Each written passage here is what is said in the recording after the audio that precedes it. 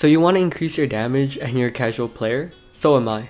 Welcome to the Casual's Guide to Increasing Damage, where I'll try my best to give you a simple guide that covers most of the bases and hopefully helps you out. To start off, there are many factors that cause your damage to increase. Some of them are percent damage modifiers, crit damage, boss damage, and ignore enemy defense. A small explanation of them is that just plain damage modifiers give you increased damage overall. For crit damage, it increases your damage to the monster whenever you land a crit.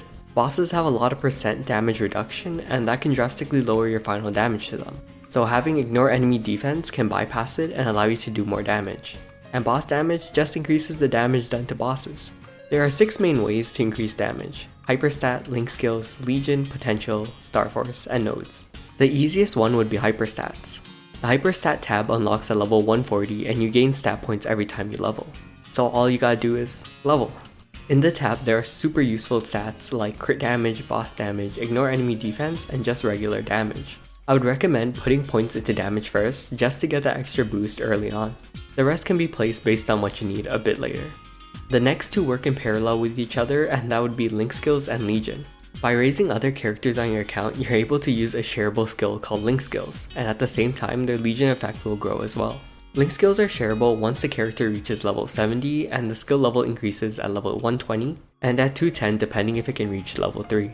There are Link Skills that do a bunch of different stuff that help in both mobbing and bossing. A lot of them can help increase your damage, like the Demon Avenger, Kana, and Explorer Thieves, to name a few. Legion acts in parallel with this because the higher the level your characters and the more you make, the more you can place on the grid. You unlock Legion when you complete 5th job on a character and have a cumulative 500 levels on your account. The grid has many spots which can give you great stats like crit damage, boss damage, ignore enemy defense, attack, magic attack, and even just stat itself. Also, the individual characters can give unique bonuses when placed on the grid, super useful in getting rare stats that are not easy to come by. The Wild Hunter's unique bonus can even give you a chance to increase damage when attacking. The Legion system affects every character on your account, so every character can receive these bonuses. The next two are the Meso Dumps, Potential and Starforce. Potentials come from cubes that you pick up from just playing the game or purchase in the cash shop. Different cubes have different odds to rank up your potential, and some cubes are needed to reset potentials at specific ranks. The higher the rank, the stronger the effects. At Legendary, you can achieve max lines at 12% a line for stat and attack and magic attack.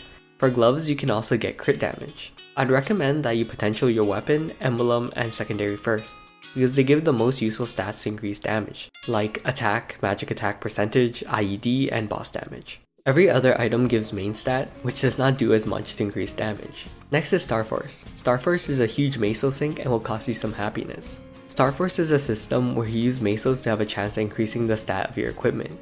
The higher the star level, the more stats being applied from a success. But the cost also increases for each star. Past 15 stars is a chance of failing and dropping a star, or the item might just blow up. The odds are low but not zero.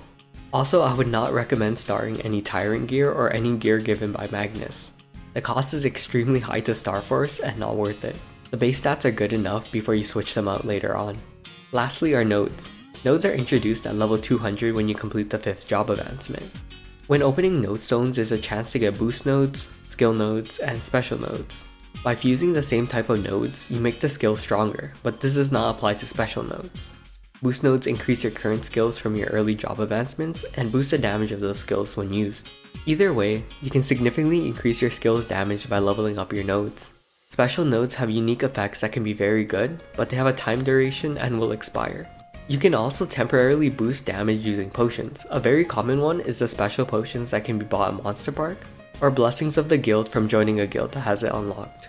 The Legion shop also has an attack buff you can buy as well. And that's the end of the guide.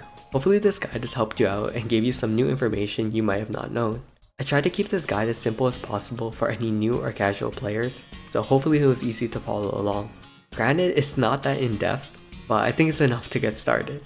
So, see you in the next video.